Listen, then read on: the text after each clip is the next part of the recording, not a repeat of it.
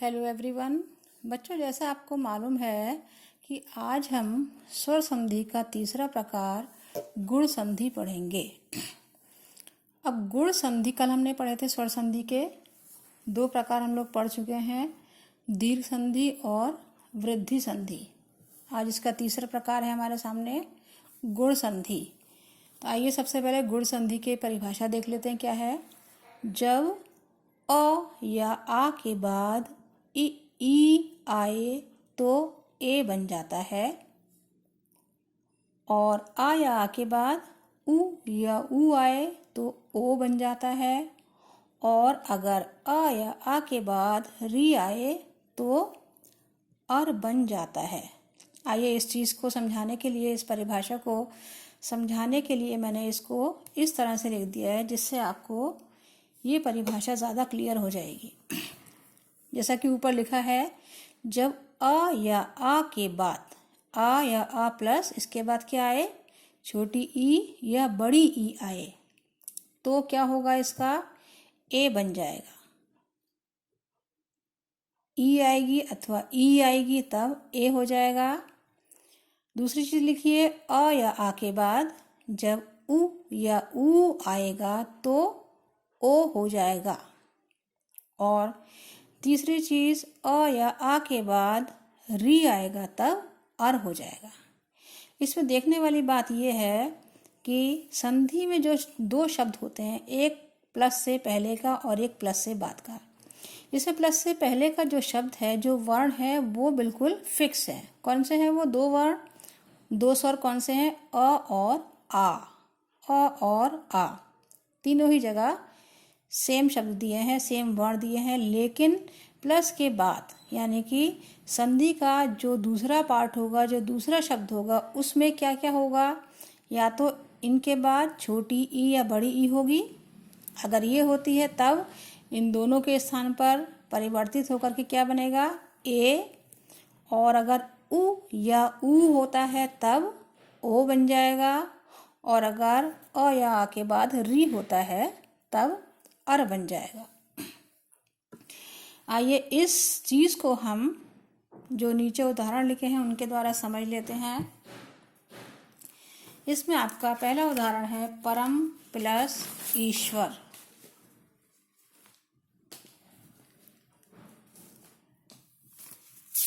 परम प्लस ईश्वर को अगर आप देखेंगे तो वैसे आपको समझ में आ रहा है कि परमेश्वर होगा, लेकिन इन चीज़ों को लिख करके समझना ज़्यादा ज़रूरी है, जिससे कि आपके पास कोई अगर नया शब्द हो तो भी आप उसको आसानी से सॉल्व कर सकें। देखिए मैं बताती हूँ आपको, परम प्लस ईश्वर। परम प्लस ईश्वर में कौन कौन से वर्ण आए हैं। परम में आ, अब ये तो आपको समझ में आने लगा होगा कि यहाँ पे आ छुपा हुआ है, और यहाँ क्या है, ई। हमारा नियम क्या है, छोटे आ के बाद अगर बड़ी ई आती है तो क्या होगा, ए। परिवर्तित होकर के हमारा ए बना। और हम देखेंगे यहाँ हमारे पास इन दोनों वर्णों को अगर हम हटा दें तो शब्द में से क्या क्या हमारे पास बचता है, वो है आपका परम, म हलंत वाला, और इधर ई हट गया तो क्या बचा, आधा शा, वा और रा। अब अ और ई के स्थान पे यहाँ क्या आएगा, ए। तो शब्द आपका मिलकर के क्या बन जाएगा, पर। यहाँ पे ए जब बनेगा, मात्रा लगेगी तो ये पूरा हो गया, ऊपर मात्रा लग गई और ये आपका एज इट इज आ गया, शब्द बन गया आपका परमेश्वर। दूसरा देखिए, देव प्लस इंद्र।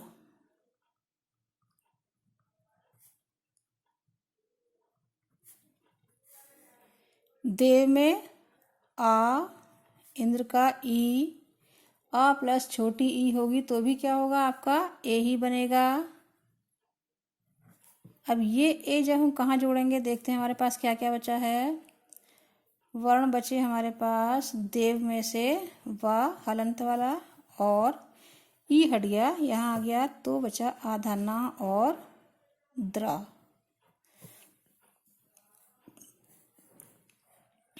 दोनों वर्णों को मिला के एक नया वर्ण हमारे पास आया ए। इसको हम प्लस करेंगे तो कैसे बनेगा? दे, वे, आधन्ना और द्रा, देवेंद्र। क्लियर? आगे देखिए, राजा प्लस इंद्र, शब्द बनेगा राजेंद्र। राजा प्लस इंद्र, यहाँ कौन कौन से वर्ण है? दीर्घ आ, बड़ा आ प्लस छोटी ई। देखिए, बड़ा आ और छोटी ई अगर होगी तो भी आपका ए ही बनेगा, बना आपका ए। और यहाँ पे राज बचा, बड़ा आ हट गया, क्या बचा? राज प्लस आधना और द्रा। अब इसके स्थान पर जब ए जोड़ेंगे तो क्या होगा? राजेंद्र। समझ में आ रहा होगा आपको? नेक्स्ट है आपका महेश, महा प्लस ईश। अब इसको अगर आपको नहीं मालूम होगा क्या इसका संधि विच्छेद होगा तो आप महा प्लस एश भी कह सकते हैं, लेकिन आपको ये पता होना चाहिए इसका संधि विच्छेद महेश का, चूंकि ए बना है तो ये गुण संधि के अंतर्गत आएगा और इसलिए यहाँ पर ई से इसका संधि विच्छेद होगा। देखिए, वर्ण है, अंतिम वर्ण है पहले शब्द का आ और ये ई।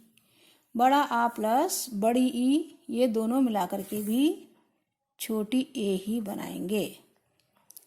अब यहाँ क्या बचा आपका? महा, मह प्लस शा।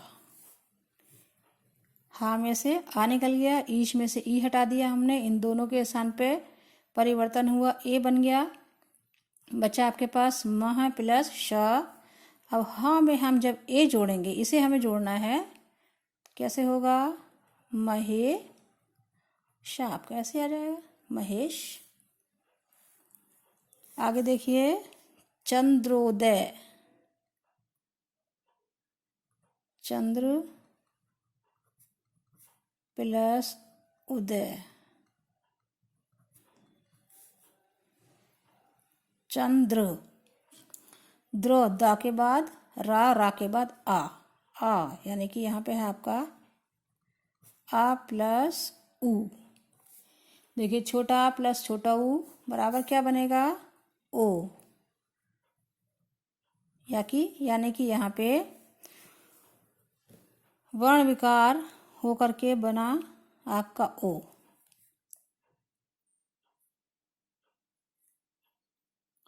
अब यहाँ क्या होगा? चंद्र में से रा का आ हटाया, आपको पता है इसका वर्ण विच्छेद करेंगे तो रा जो कि हमें आधा दिखाई दे रहा है वो पूरा रा है, तो इसको हम ऐसे लिख सकते हैं, चंद दा आधा है और रा भी आधा हो गया, प्लस उदय का ऊ हट गया, बचा आपके पास। अब यहाँ हमें ओ जोड़ना है, आ प्लस ऊ, आ के बाद इसके साथ ओ जोड़ना है, चंद्रो, यहाँ पे द्रो हो जाएगा, दा के साथ रा और प्लस ओ,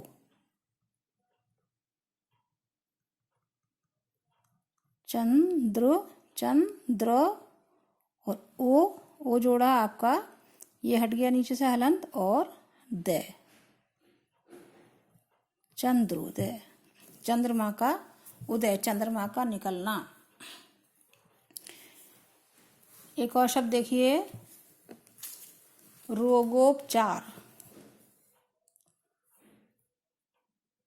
रोग विच्छेद होगा, संधि विच्छेद, रोग प्लस उपचार। वर्ण कौन कौन से आ रहे हैं? आ प्लस उ, आ प्लस उ क्या बनेगा मिलकर के? ओ।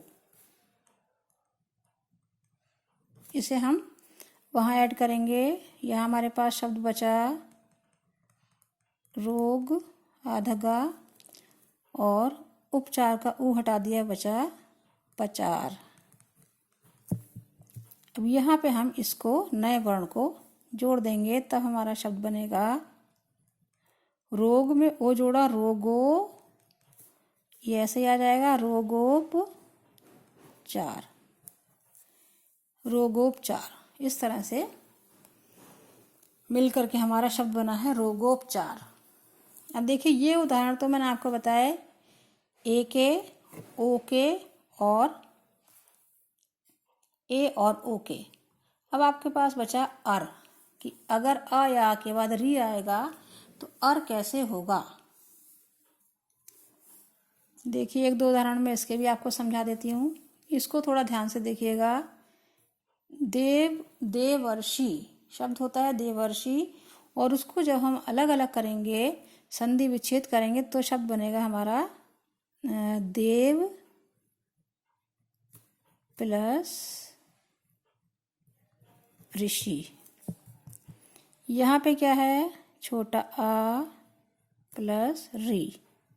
अब देखिए छोटे आ के बाद अगर री आता है तब क्या होगा, उसका अर हो जाएगा। अब अर को ध्यान से देखना है कि अर के नीचे हलंत लगा है, यानी कि ये आधा रा है। अब जब आधा रा होता है तब वो, जब आधा रा होता है दो व्यंजनों के बीच में, तब वो कहाँ लगता है, आगे वाले वर्ण के ऊपर लगता है। अब यहाँ हमारे पास क्या क्या बचा, देव प्लस शी, यही बचा। देव में से अ हटा दिया, ऋषि का री हटा दिया, बचा शी और देव। देव भी आपका स्वर रहित बचा है, स्वर के बिना व्यंजन बचा है, इसलिए मैंने यहाँ हलंत लगाया है। अब देखिए इसके स्थान पे क्या होगा, अर होगा, तो क्या बन जाएगा शब्द देवर। रा चूंकि आधा है तो क्या हुआ, देव। पहले हम अर में से आ जोड़ेंगे देव में, तो क्या हो जाएगा आपका, देव पूरा हो गया। अर का आ इसमें आ गया। अब चूंकि रा आधा है तो वो कहाँ जाएगा, इस वाले शा के ऊपर, वो हमने इस तरह से लगा दिया। देवर्षि, देवर्षि, ये शब्द आपका बना। एक शब्द मैं आपको और बता देती हूँ इसी से रिलेटेड, री है। महर्षि शब्द आपने सुना होगा, महा प्लस ऋषि, ये भी इसी तरह से होगा। इसमें क्या है, दीर्घ आ है और री है, इन दोनों के स्थान पे क्या बन जाएगा, अर। यहाँ क्या बचा, मह प्लस शी, री हट गया, आ हट गया, मह प्लस शी।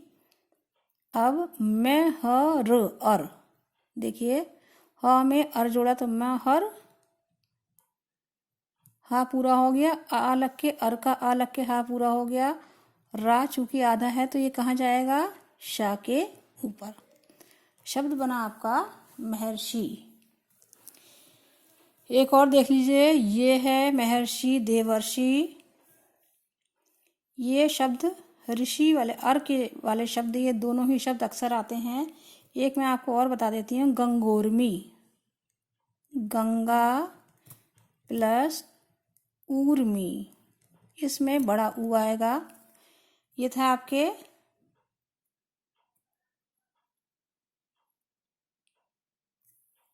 अभी मैंने आपको बड़े ऊ वाला शायद कोई शब्द नहीं बताया है, इसलिए मैं आपको ये बता रही हूँ।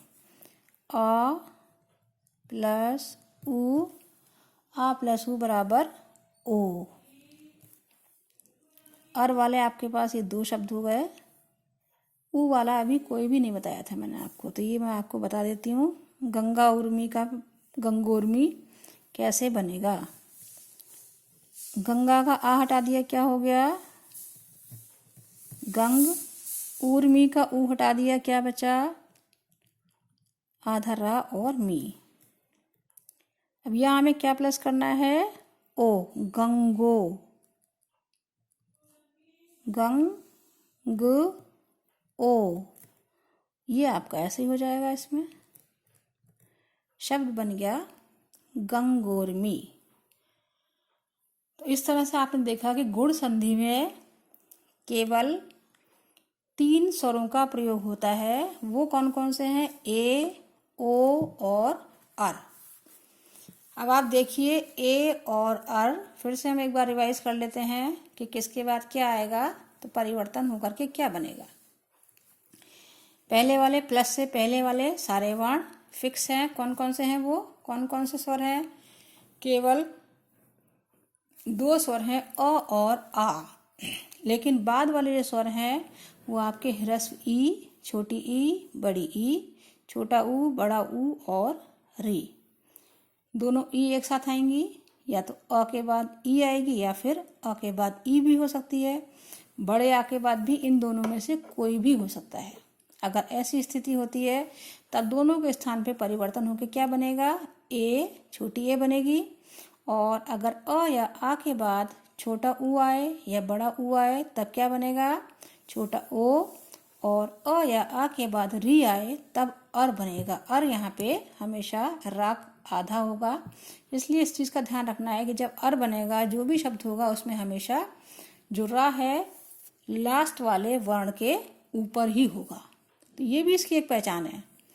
जैसे महर्षि, देवर्षि, ये दोनों शब्द मैंने आपको बताए हैं, इसमें आप देख रहे होंगे रा हमेशा ऊपर लगा है। इसका मतलब ये ऋषि वाले रा से मिलकर के बना है।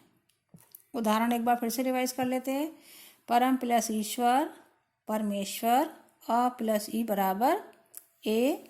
देव प्लस इंद्र, देवेंद्र, अ प्लस ई बराबर ए। राजा प्लस इंद्र, राजेंद्र, आ प्लस ई बराबर ए, राजेंद्र। महा प्लस ईश बराबर महेश। कैसे बना?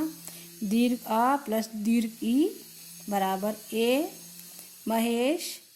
चंद्र प्लस उदय, अ प्लस उ बराबर ओ। देखिए अ प्लस उ बराबर ओ। चंद्रोदय, यहाँ पे परिवर्तन हुआ है।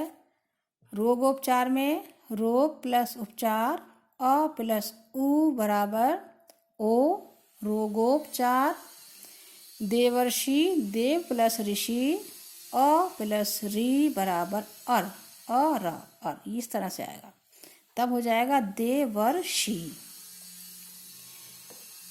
नेक्स्ट है आपका महा प्लस ऋषि बराबर महर्षि। अब महर्षि नहीं होगा ये, इस चीज़ का आपको ध्यान रखना है कि महर्षि नहीं होगा, यहाँ दीर्घ संधि नहीं होगी, बल्कि ये गुण संधि का उदाहरण है। रा यहाँ आ रहा है तो यहाँ का वर्ण दीर्घ नहीं होगा, क्योंकि कई बार बच्चे करते हैं देवार्षि। अगर आपने देवर्षि को बीच में अगर आपने बड़ा आ कर दिया, देवार्षि कर दिया, तो ये आपका शब्द गलत हो जाएगा, संधि भी गलत हो जाएगी, क्योंकि दीर्घ यहाँ नहीं होना है, केवल अर होना है। तो अ यहाँ प्लस हो जाएगा और आधा रा ऊपर चला जाएगा। ऐसे ही महर्षि में भी महा प्लस ऋषि, दीर्घ आ, री बराबर अर। आ हा में आ जुड़ गया, रा आपका इधर आ गया, मना आपका महर्षि। नेक्स्ट है गंगा प्लस ऊर्मी बराबर गंगोर्मी, आ प्लस ऊ बराबर ओ। देखिए आ प्लस ऊ बराबर ओ। गंगोर और ओ हो गया गंगोर, यहाँ पे परिवर्तन हुआ है गंगोर मी। उर्मी तो यहाँ पहले ही है, ये आपका री वाला नहीं है, ओ वाला है, यहाँ पे परिवर्तन हुआ है इसमें। यहाँ पे देखिए, यहाँ पे जो री वाले शब्द हैं उनमें यहाँ पे केवल छोटा ही वर्ण है, वा है, हा है। लेकिन यहाँ अगर कोई मात्रा वाला वर्ण है, मात्रा वाला शब्द है और इसके बाद भी ऊपर आधा रा लगा है, तो इसका मतलब वो ऋषि वाले री वाला शब्द नहीं होगा। यहाँ पे इसमें परिवर्तन हुआ है गंगोर्मी। तो मैं उम्मीद करती हूँ कि आपको ये सारे ही उदाहरण गुण संधि के समझ में आ गए होंगे। और इसका नेक्स्ट जो प्रकार है वृद्धि संधि, वो हम नेक्स्ट टाइम पढ़ेंगे। तब तक के लिए हंसते रहिए, मुस्कुराते रहिए। Thank you.